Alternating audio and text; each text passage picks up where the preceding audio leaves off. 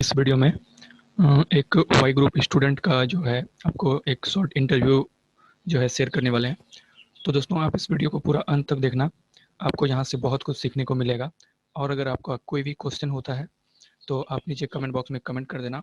मैं ऐसा ही वीडियो लाता रहूँगा और फिर अगर नेक्स्ट किसी स्टूडेंट का इंटरव्यू करूँगा तो मैं उसमें वो क्वेश्चन को ऐड कर लूँगा। और अगर दोस्तों आपको भी अपना इंटरव्यू शेयर करना है तो आप भी अपना इंटरव्यू शेयर कर सकते हैं। आपको स्क्रीन पे कोई नंबर दिखाई दे रहा होगा, आप उसमें जो है हमें व्हाट्सअप नंबर करें, कॉल ना करें। तो व्हाट्सअप में आप हमें मैसेज करोगे तो हम आपको टाइम बता देंगे कि आपको कैसे करना है और आपको कैसे अपना इंटरव्यू देना है। तो आप लोग ज़रूर अपना इंटरव्यू दें, इससे हर कोई को कुछ ना कुछ सीखने मिलेगा जो आने वाले कैंडिडेट हैं जो एयरफोर्स की तैयारी कर रहे हैं। तो दोस्तों आप लोग इतना ज़रूर करें और आपको बहुत बहुत कॉन्ग्रेचुलेसन आपके जो है सक्सेस के लिए। तो चलिए दोस्तों हम इस वीडियो में आगे बढ़ते हैं। ओके भाई, तो फिर आपका वाई ग्रुप क्लियर हुआ है ना? वाई ग्रुप ना? जी सर। ये भाई सर क्यों बोल रहे हैं? हाँ भाई अभी ठीक है, अभी ठीक है। ओके तो स्टार्ट करें भाई। करो। भाई तो फिर आप अपना सबसे पहले तो मार्क्स बता दो और ईच सब्जेक्ट में मार्क्स बता दो, कितने कितने मार्क्स हैं। भाई मैंने वाई ग्रुप में 35 मार्क्स सिक्योर किए कितना और मार्क्स? इंग्लिश में 35। हाँ जी और ईच 35। सब्जेक्ट में? इंग्लिश में 11.75 एंड रागा में 23.25। रागा में 23.25। जी ये तो बहुत ही ज़्यादा अच्छा नंबर है यार, रागा में। हाँ जी। तो फिर भाई आप तो सबसे पहले रागा के बारे में ही बताओ यार, कि जो भी कैंडिडेट प्रिपरेशन कर रहे हैं वो किस तरह से रागा को पढ़े स्पेशली। रागों को मैंने हाँ रागों को मैंने अलग अलग तैयार किया, जैसे कि जीके का पोर्शन होता है, हाँ। रीजनिंग का, मैथ का, उसको तो अलग आप करंट का। तो आप इसमें बताओ कि जीके का कौन कौन सा आपको कुछ आपको पता होगा ना, कौन कौन सा पोर्शन इम्पोर्टेंट है, तो वो बता दो थोड़ा सा। आपने मतलब कि जीके क्या क्या पढ़ा, स्टैटिक जीके पढ़ा या फिर हिस्ट्री पढ़ा, पॉलिटी पढ़ा, पॉलिटी में क्या क्या पढ़ा, ये सब थोड़ा सा बता दो। क्वालिटी का वो लेवल नहीं रहता, जो होता है वो लो लेवल होता है उसका, बहुत अदर हाँ हाँ कंपेयर टू अदर। हाँ हाँ। तो उसमें ऐसे ही है, जैसे कि मुख्यमंत्री हुआ, प्रधानमंत्री हुआ, राष्ट्रपति हुआ, इनकी नियुक्ति, उनके बारे में इतनी एज हुई, हम्म। बस इतने यही चलता है इसमें, ज्यादा कुछ नहीं। हाँ हाँ अभी ठीक है, मेरा वॉइस आ रहा है ना? आ रहा है। हाँ तो फिर भाई आप बताओ, सबसे पहले जीके के बारे में बताओ। मेरे कमेंट बॉक्स में बहुत लड़के पूछ भी रहे थे कि भाई वाई ग्रुप में का अगर किसी बंदे से इंटरव्यू लोगे तो सबसे पहले जीके के बारे में पूछना और नॉन टेक मैथ के बारे में पूछना। तो सबसे पहले आप जीके के बारे में बताओ कि क्या क्या पढ़ना चाहिए। जेके के बारे में बताया मैंने। एक बुक आती है, रेलवे सामान्य अध्ययन, हम्म और रेलवे के लिए है स्पेशल। उसमें स्टैटिक जीके के टाइप की है, उसमें हम्म। वन लाइनर क्वेश्चन है, उनको पढ़ लो, उनसे हो जाएगा। अच्छा, तो आपने वही बुक पढ़ा था? हाँ, वही पढ़ा, पूरी को पढ़ा है। अच्छा, और आपने ऑनलाइन में मतलब पढ़ा था या ऑफलाइन पढ़ा था या कोई कोचिंग में पढ़ा था आपने? आज तक मैंने कोई कोचिंग नहीं ली। एक बार मुखर्जी नगर गया था, हाँ हाँ। 16 जुलाई 2018 को, तब अच्छा ज्वाइन अच्छा। किया था। उसके बाद कोई कोचिंग नहीं, वो भी 10-15 के लिए दिन के लिए ज्वाइन किया अच्छा, तो मैं आपसे कोचिंग के बारे में ही पूछना चाहता हूँ कि बहुत ऐसे लड़के होते हैं जो सोचते हैं कि विदाउट कोचिंग जो है एयरफोर्स एग्जाम क्वालिफाई नहीं हो सकता है। तो सबसे पहले था। आप मैंने नेवी कोचिंग को को। भी निकाला है बिना कोचिंग के, नेवी एमआर को। हाँ उसमें हाँ फाइनल में इसीलिए। आउट हो गया वो। हाँ तो इसीलिए तो मैं आपसे पूछ रहा हूँ कि आप बताओ, जो लड़के इस वीडियो को देख रहे हैं जो सोचते हैं कि विदाउट कोचिंग हम एग्जाम क्रैक नहीं कर सकते हैं, तो उसको आप अपना मतलब एक्सपीरियंस शेयर करो, एक तो नेवी का भी और साथ ही साथ एयरफोर्स का भी जो आपने निकाला, और कोचिंग का एक्सपीरियंस कैसा होता है और विदाउट कोचिंग अगर पढ़े तो कैसे पढ़े। जी, मैं यही कहना चाहूंगा कि लड़कों से कि जो बुक है वो उसको अच्छी तरीके से पढ़ना। उससे एक किताब को 10 बार पढ़ना, अच्छे से पढ़ना। लेकिन हाँ अगर हम 10 बुक बार बार पढ़ेंगे, उससे अच्छा एक बुक को 10 बार पढ़े। हाँ भाई, ये एकदम सही बात बोल रहे हो। और ये जितना भी टीचर ऑनलाइन में भी पढ़ाते हैं ना, आर एस सर को आई होप आप जानते होंगे। जी आर एस सर और भी बहुत सारे टीचर हैं, मयंक सर। तो सभी यही बात बोलते हैं कि एक बुक को पढ़ो, उसी को बार बार पढ़ो। हाँ, और लड़के क्या होते हैं कि बहुत सारे लड़के को मैसेज देखा है कि वो मैक्सिमम चाहते हैं कि हम 2 4 5 बुक बना लें। तो 2 4 5 बुक बनाने से जो है माइंड भी बहुत ज़्यादा ये होता है, ये क्वेश्चन छूट गया, ये क्वेश्चन नहीं हुआ, तो अब उसका हाँ, टेंशन में है। वही स्ट्रेस आ हाँ जाता है माइंड में। हाँ हाँ।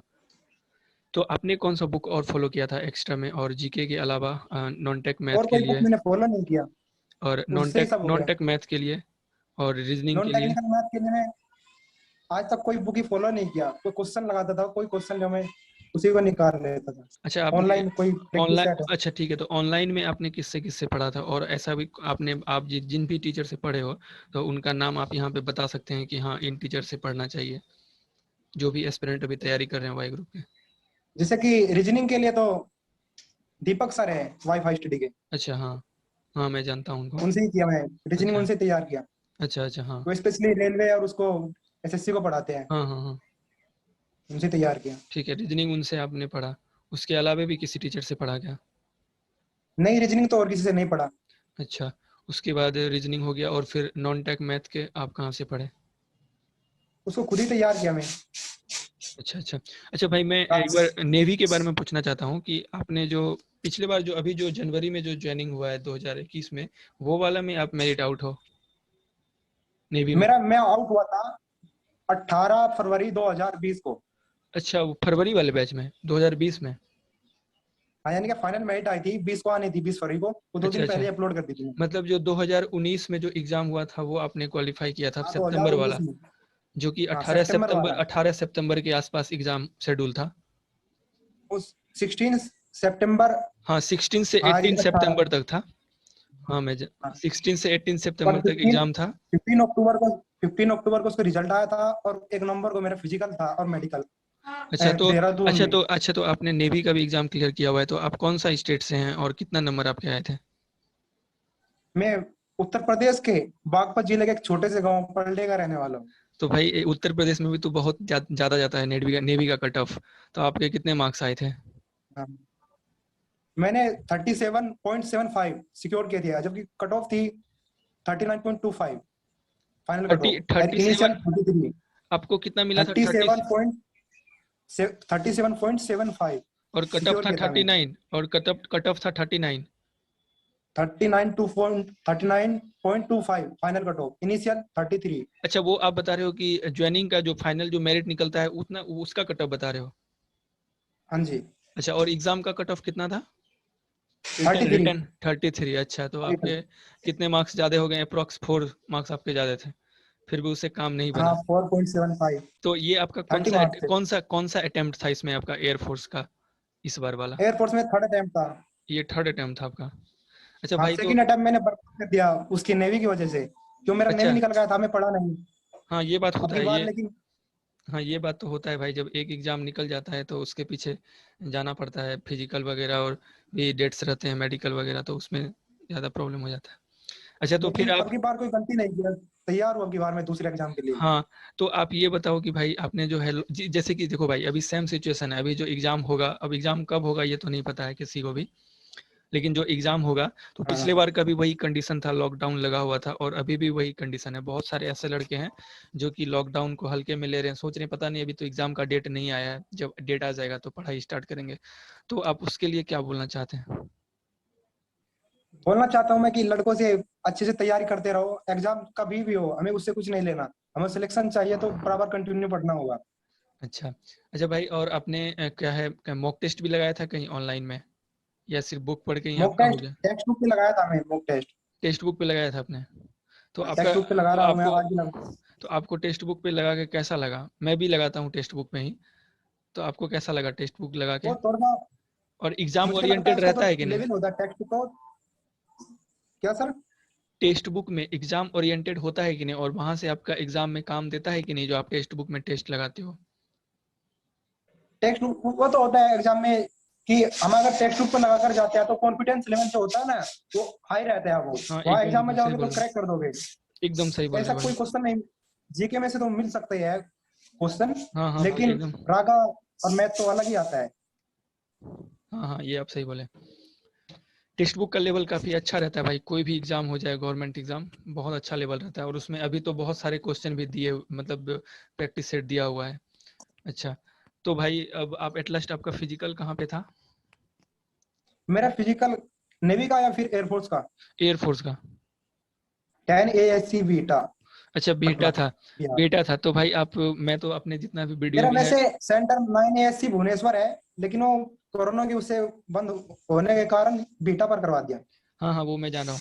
तो भाई मैं हर एक अपने वीडियो में सिर्फ ये पढ़ाई के बारे में ही पूछता हूँ, आपने कहाँ से पढ़ा था ये सब।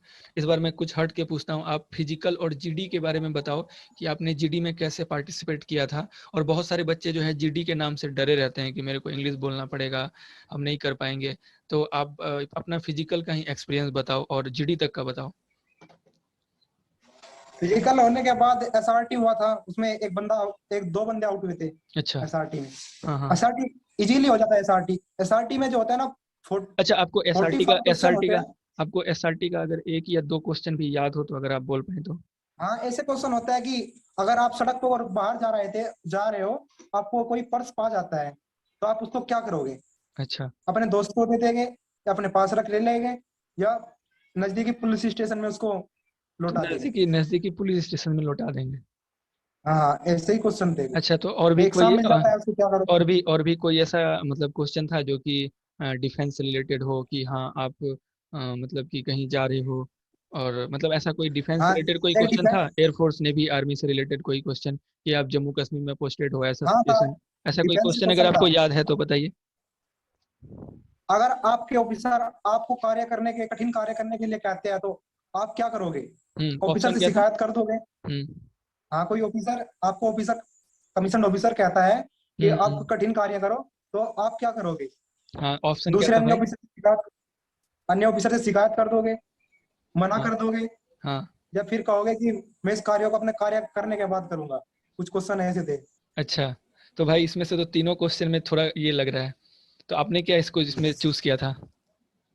मैंने तो अगर क्या था कि ऐसा होता है डिफेंस में, अपने कमीशन ऑफिसर के ऑर्डर फॉलो करने होते हैं। हाँ, उसमें तो एक अब मैं ऐसा भी उसको एक उसमें तो एक ऐसा भी ऑप्शन अपॉर्चुनिटी। होगा कि हम उस कार्य को करेंगे। हाँ हाँ, ऐसे भी था। हाँ। अच्छा, मैंने उसको जो क्वेश्चन था उसको अपने अपने लाइफ के मतलब लिया। आपको आपको जेन्युइन होना पड़ेगा उसके लिए, आपको जो मतलब कि जो उसका पॉजिटिव चीज होता है आपको वो चीज वहां दिखाना पड़ेगा, है ना हाँ, भाई? बस पॉजिटिव बोलना चाहिए। हाँ, पॉजिटिव सोचना चाहिए, ठीक है। और आप ये बताओ कि उसमें से आपका रीजनिंग का भी दो चार क्वेश्चन रहता है, रीजनिंग का कितना क्वेश्चन था आपका एसआरटी हाँ, में? लगभग 8 क्वेश्चन थे, 7 क्वेश्चन और रीजनिंग के थे। कौन कौन से टॉपिक से रहते हैं लगभग मेनली? नंबर सीरीज से था, एक तो एक का अच्छा, स्क्वायर, दो का स्क्वायर, तीन का स्क्वायर, चार का, मतलब पांच बहुत का, इजी रहते हैं, नेक्स्ट इसका बहुत इजी रहते हैं जिसका। स्क्वायर। इजी क्वेश्चन आते हैं रीजनिंग। अच्छा अच्छा। तो एक आपने सिलोजिज्म से था, तो दो आपको ब्लड पूरा रिलेशन से आपको थे। अच्छा, आपको पूरा मतलब टाइम मिला था अटेम्प्ट करने के लिए? हाँ, पूरा स्क्रीन लगी थी वहां पर अच्छा बेटा पे। मैंने 27 मिनट में उसको कर दिया था। अच्छा। अच्छा, फिर तो भाई बहुत अच्छा रहा। अच्छा, उसके बाद फिर आप अपना जीडी के बारे में बताओ, आपकी आपका जीडी का टॉपिक क्या था? और जीडी से ना बहुत सारे लड़के डरते हैं, बहुत ज़्यादा डरते हैं। तो आप भाई उनको क्या मैसेज देना चाहते हैं, और आपने कैसे जीडी को फेस किया, क्रैक किया, आप उसके बारे में बताओ। जीडी का जो था ना, मेरा स्पेशली चेस्ट नंबर 16 था। तो एक लड़का, दो लड़के एब्सेंट हो गए थे, मैं फर्स्ट ग्रुप में ही आ गया था। अच्छा। तो उसमें और वैसे भी जीडी का सेकंड दिन था, फिजिकल का सेकंड हम्म। दिन था। और तो आपका मेरा फर्स्ट टॉपिक ग्रुप क्या था था? आपका टॉपिक क्या था जीडी का? 16 चेस्ट नंबर। जीडी का टॉपिक क्या और था मेरा आपका? टॉपिक क्या था आपका? टॉपिक था online shopping versus marketing shopping. अच्छा, फिर तो भाई काफ़ी मतलब जो है आपका अच्छा टॉपिक था, आप इसमें से प्रिपेयर्ड होंगे, क्योंकि इस बार कुछ कुछ ऐसा टॉपिक आया था जो कि बहुत सारे लड़के जिसके बारे में प्रिपेयर करके नहीं जाते हैं, जैसे कि रिमिक्स म्यूजिक, ओल्ड म्यूजिक के बारे में भी आया हुआ था, बहुत सारा ऐसा टॉपिक था। मतलब भाई नया तो नहीं बोलेंगे, लेकिन हाँ ऐसा टॉपिक रहता है कि आप उसके बारे में दो चार पांच लाइन बोल सकते हो। तो फिर आपने अपने अपने ग्रुप में इनिशिएट किया था? मैंने शुरू में ही, मैन डिपेंड पहले इंट्रोडक्शन पे रहता है। अच्छा। कॉन्फिडेंस लेवल जिसका हाई होगा, हाँ वो भाई, बंदा सेलेक्ट हो जाएगा। किसी सेंटर पे इंट्रोडक्शन भी सुनते हैं। और जैसे कि गुवाहाटी था, तो मेरे भी। वहाँ पे इंट्रोडक्शन नहीं सुन रहे थे। कोई कोई जो ऑफिसर ले रहे थे तो वो इंट्रोडक्शन सुन रहे थे, नहीं तो बाकी नाम बताओ। और अपना जो है जीडी के बारे में आप बताओ, तो आपने मतलब कि कितना बार पार्टिसिपेट किया, और आपने इंट्रोडक्शन मतलब हमारा अपना जो। जीडी हमारा जीडी था जो हुआ था, उसमें हमारे विंग कमांडर थे जो R S Rawat sir, Bhubaneswar ASC के। उन्होंने अच्छा ही लिया था। तो उन्होंने शुरू में ही बोल दिया, पहले 1 by 1 का इंट्रोडक्शन लिया, उसके बाद का स्टार्ट नाउ, योर जीडी अच्छा। Start now. अच्छा, तो तो आपने इनिशिएट किया था? मैंने शुरू में ही लगभग 20-25 सेकंड बोला और चुप अच्छा, हो गया। बस एक बार आपने 5 मिनट के पार्टिसिपेट नाम। किया? हाँ, शुरू में 5 मिनट के नाम तक मैं चुप रहा, बोला नहीं कुछ तक। अच्छा, तो तब तक टोटल आपने कितना बार पार्टिसिपेट किया था इसमें जीडी में? लगभग 5-6 बार। हाँ, और ऐसा भी मतलब कि बोलते हैं लोग, और ये सही बात है कि आपको जीडी में बहुत बार पार्टिसिपेट नहीं करना चाहिए। जैसे कि आप जो है बार बार कोई बोल रहा है और आप ही खड़े होके बोल रहे हो, आप ही खड़े होके बोल रहे हो, तो ऐसा भी नहीं नहीं, करना चाहिए। हमारे जो हमारे सर थे ना, उनको 15 बंदे थे, हाँ, उनमें 5 ग्रुप में बांट दिया था, 3-3 के अच्छा, ग्रुप बोले को। कि आप लोग 5 में ही डिस्कशन करो। हाँ मतलब हाँ, आपको इसलिए। मतलब मैंने भी ऐसा एक्सपीरियंस किया कि बिहटा जो इस बार सेंटर था, वहाँ पे काफी कोऑपरेटिव स्टाफ थे और बहुत ज्यादा बच्चे वहाँ से फिजिकल और जीडी क्लियर किए।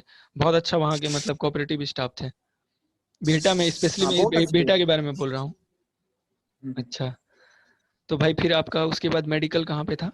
गोरखपुर। मेडिकल मेरा 4AFH air force hospital Kalaikunda, waste अच्छा, बंगाल। अच्छा, वेस्ट बंगाल में था आपका। तो भाई हाँ, आपका कलाईकुंडा। आपको एक पहली बार में आपका मेडिकल क्लियर हो गया या फिर आपको री मेडिकल मिला था? हाँ, मैं नेवी में भी क्लियर करके आया था। मेडिकल फिट हुआ था, अच्छा, ग्राउंड फिट, और यहाँ पर अच्छा, भी। मतलब पहली बार में आपका मेडिकल क्लियर हो गया। तो भाई आपसे हाँ। मैं और एक बात पूछना चाहता हूँ कि मैंने देखा है कि बहुत अच्छा अच्छा मार्क्स है, वो फिर भी ईसीजी में आउट हो गए हैं, और ईसीजी में आउट होने का जो मेन कारण रहता है वो रहता है थोड़ा डिप्रेशन में चले जाते हैं कि मेरा होगा कि नहीं होगा, टेंशन रहता है मेनली, उसी की वजह से ना जितना आना चाहिए वो नॉर्मल नहीं आ पाता है। तो आप बताओ कि आपने ईसीजी के टाइम में आप क्या सोच रहे थे कि और आपका ईसीजी जो है नॉर्मल आ गया? ईसीजी में मैं कुछ नहीं सोचा। ईसीजी में क्या है कि अब तुम्हारा चेस्ट, यानी कि चेस्ट का एक्सरे होगा और ईसीजी होगा। मैं अच्छा, कुछ नहीं सोच रहा था। उसमें सोच नॉर्मल थे रहा था, आप? मतलब ऐसे हंस रहा था अपना, अच्छा, मतलब हंसी भाई मजाक में हाँ, था मेरा। नॉर्मल नॉर्मल यही है कि भाई ईसीजी के टाइम आपको एकदम मतलब कि आप जितना अच्छा थिंकिंग रखोगे उतना आपका नॉर्मल आएगा। मेरे एक फ्रेंड का भी पहली बार में क्लियर हो गया, उसका गोरखपुर से था, वो फर्स्ट बार में क्लियर हो गया। तो वो मेरे को ईसीजी के टाइम बोला कि मैं ईसीजी के बारे में, ईसीजी के टाइम में मैं सोच रहा था कि जब मेरा एयरफोर्स में हो जाएगा, मतलब वो अच्छे एयरफोर्स के लाइफ के बारे में सोच रहा था, तो उसका फर्स्ट बार में ही नॉर्मल आ गया ईसीजी। तो भाई कुछ ऐसा ही जो है आपको भी ईसीजी के टाइम में करना चाहिए, जो लोग का इन फ्यूचर आने वाला है, मतलब मेडिकल में जाएंगे फेस करेंगे, क्योंकि ईसीजी में देखो भाई, इतना पढ़ाई करके और फिर जाके छोटा सा पॉइंट में अगर कोई आउट हो जाता है तो बहुत ज्यादा उसको भी बुरा लगता है, और फिर वो एक इंटक पीछे 6 महीना पीछे चले जाता है। बात तो सही है। और डिप्रेशन में भी जा सकता है हाँ, अगर डिप्रेशन में भी जा कोई सकता है। एक छोटे से पॉइंट से आउट हो। हाँ, वही बात है। अच्छा, तो हम्म, ओवरऑल आपका मेडिकल का एक्सपीरियंस बहुत मतलब अच्छा रहा और आप पहली बार में फिट हो गए। जी भाई।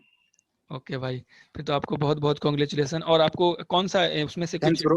ट्रेड भी मिला है कौन सा आपको? ऑटो ऑटो टैक्स, सिक्योरिटी, ऐसा करके कुछ? मेरी स्पेशली हाइट जो है, मेरे मुझको ट्रेड, ऑटो टैग या फिर एयरफोर्स पुलिस मिलेगा। मेरी हाइट 178 है। सेम भाई, मेरे भी हाइट 178 है। तो उसके हिसाब से शायद लगता है मेरे को कि एयरफोर्स पुलिस या ऑटो टैग मिलेगा। हाँ भाई, अच्छा है, एयरफोर्स पुलिस भी बहुत अच्छा है भाई, है ना? और वहाँ तो के स्टाफ भी कोऑपरेटिव था, मेरे को हाँ, हाँ, सिक्स हाँ। बाई नाइन दे देता एक आई में। अच्छा, तो मैंने तुरंत वहाँ अपील की उनसे कि मुझको दिखाई नहीं वो अच्छे तरीके से नंबर। हाँ, तो फिर उन्होंने दोबारा मेरा मेडिकल लिया आई का, तो फिर भाई अच्छा, 6/6 उतरी मेरे दोनों। अच्छा, अच्छा, ओके।